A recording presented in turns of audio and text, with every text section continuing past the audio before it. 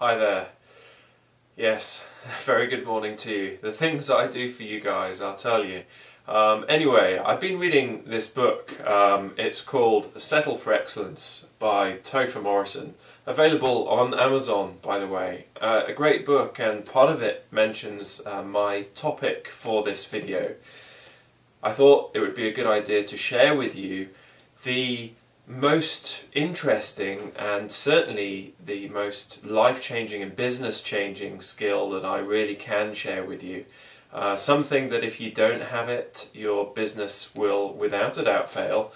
If you do have it and you do get it right, your business will without a doubt flourish. Something that you desperately need. In fact, we all need on many occasions, and you certainly need it in your business right now. The topic I'm talking about, of course, is sales. That dreaded word, dun, dun, dun, sales. Now, you know, when you think about a salesman or a saleswoman, you probably get, or for many of you, get shudders down your spine. The thing with sales is well, certainly for my sales, it's not just about, you know, these techniques and tools and this, you know, run to the back of the room because I've got the most amazing product, but there's only one left kind of stuff. It's more about ethical sales and what goes on in our mind for us to be able to sell. Some of the skills that I've kind of uncoded or decoded, if you like, that I use for my sales techniques. I don't necessarily have a technique as such, but I've worked out and I've been remodeling myself on what I do to make my sales. And I think these skills are things that I've had really from an early age. I've always been able to talk and communicate and effectively sell myself to other people. University, I sold my way in. I sold my way into businesses. I sold my way into jobs. You know, if you go for interviews, you need to have good sales skills to obviously get the job. Certainly if you're in your own business and you're just starting in your own business, everything that you need to do, from selling your products and services to getting people on board to help you in your business, you need to be able to sell. And this video is all about those skills, the amazing skills that will transform your business just by taking hold of them, implanting them in your brain and using them straight away. Now, I'm going to get straight to the slides because I've got to say, thanks for the dressing gown. I'm not going to mention the name of the person that sent this dressing gown in because I wouldn't want to embarrass you.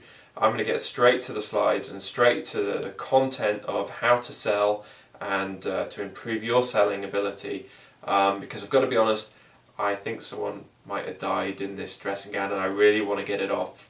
Ugh, it feels horrible. I'll speak to you soon.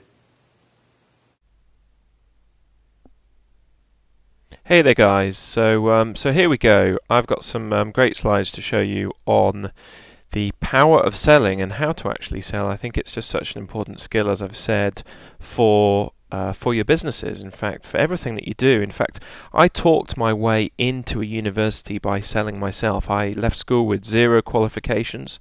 Absolutely, well, that's a lie. I left school with 2 N grades. I think N stands for no show. I'm not 100% sure, but 2 N grades. I think I don't know how I got one of the N's because I didn't actually attend the exam, so I think that was pretty good going to say that I wasn't even there. I didn't even write my name at the top of the page, and when I phoned the university, at first they said no, and I phoned them back later on that day, and finally they said yes, and it was really just because of selling myself and selling my skills, if you like, to the university that they let me back in. I went through clearing and I had to take an extra year at university, but still I got in, and I don't think I would have, you know, ever been accepted if I hadn't have sold myself. I sold my soul. But it's just such an important skill, and it's going to be such an important skill in your business. When I first started in business, I thought selling was just one of the most difficult things that I was able to do, and one of the most difficult things to learn. So what I've done is I've taken a lot of the selling skills that I use and I put them into the following slides. You know, I often think that, you know, selling, it can really be wrongly misinterpreted, to be honest. You know, people call it luck, but it really isn't luck. And there's a common misconception that someone has done well because they came from a family with money or fame, or they're attractive even, or naturally clever. But I don't believe that at all. What I love is that there are hundreds of stories out there of people who have overcome their setbacks and their obstacles with sales skill and power. Think of Anthony Robbins. He's a great example of someone who's done exactly that. He's overcome all of these setbacks and these obstacles, and he's really kind of come back with this, you know, massive business that he now has, and he's overcome those setbacks with the ability to sell. And as you become curious about business success, you'll start to notice a hidden commonality. The secret behind so many successful individuals is the willingness and the ability to sell. The willingness and the ability to sell. That's the secret. Now, I'm a fan of the X Factor. I'm not proud. I hang my head with shame. But here's the thing. Here's the thing that really bothers me about it. I hate the idea of all of these incredibly talented people that are sitting in these waiting rooms, waiting and hoping that they get discovered on the next show. And it becomes such a kind of game of luck, really, and I don't like that part of it. It strikes me as a dangerous message to promote, particularly to young people. You know, it's really kind of training people out of actually being able to sell themselves.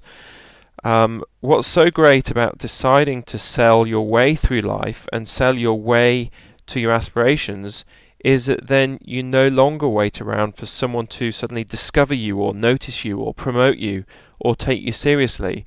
These skills will enable you to sell yourself, and therefore you won't need to be noticed or promoted by someone else or discovered. All the power literally will shift to you. In NLP terms, we call this getting at cause. You know, you're placed in a place with choices, and that's a much better place to be, certainly when you're selling.